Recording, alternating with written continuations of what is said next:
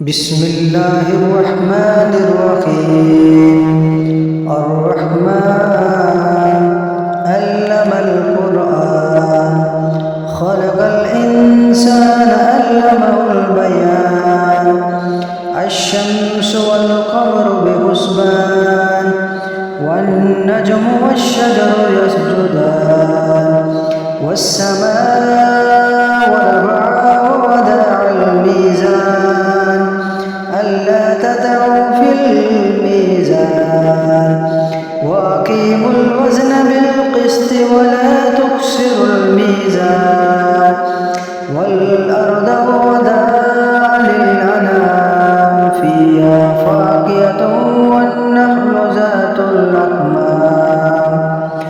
والحب ذو العصف والريحان فبأي آلاء ربكما تكذبان خلق الإنسان من صلصال كالفخار وخلق الجن من مارج من نار فبأي آلاء ربكما تكذبان رب المشرقين ورب المغربين فبأي آلاء ربكما تكذبان مرج البحرين يلتقيان بينهما برزخ لا يبغيان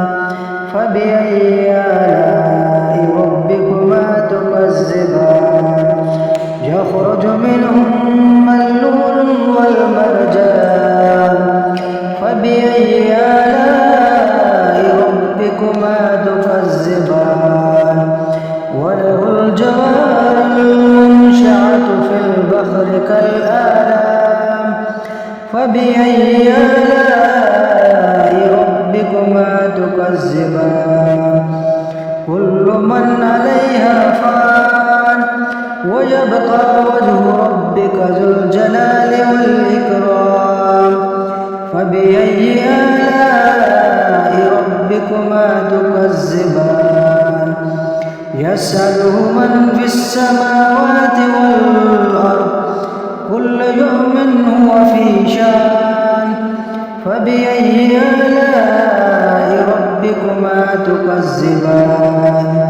سنفرغ لكم أيها الثقلان فبأي آلاء ربكما تكذبان يا معشر الجن والإنس أن استطعتم أن تنفذوا من أقطار السماوات والأرض فانفذوا لا تنفذون إلا بسلطان فبأي آلاء ربكما تكذبان يرسل عليكما شواظ من نار ونحاس فلا تنتصران فبأي آلاء ربكما تكذبان فإذا انشقت السماء فكانت وردة كالدهان فبأي آلاء ربكما تكذبان فيومئذ لا يسأل عن ذنبه إنس ولا جان فبأي آلاء ربكما تكذبان يعرف المجرمون بسيماهم فيؤخذون بالقساس يعرف المجرمون بسيماهم فيؤخذون بالنواصي والأقدام فبأي آلاء ربكما تكذبان هذه جهنم التي يكذبها بها المجرمون يطافون بينهما وبين حميم آن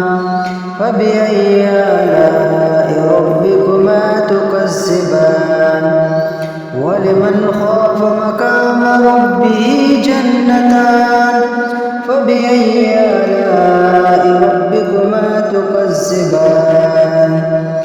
ذواتا أفنان فبأي آلاء ربكما تكذبان فيهما عينان تجريان فبأي آلاء ربكما تكذبان فيهما من كل فاكهة زوجان فبأي آلاء ربكما تكذبان متكئين على فراش بطائنها من استبرق وجنة الجنتين دان فبأي آلاء ربكما تكذبان فيهن قاصرات الطرف لم يطمسهن إنس قبلهم ولا جان فبأي آلاء ربكما تكذبان كأنهن الياقوت والمرجان فبأي آلاء ربكما تكذبان فبأي آلاء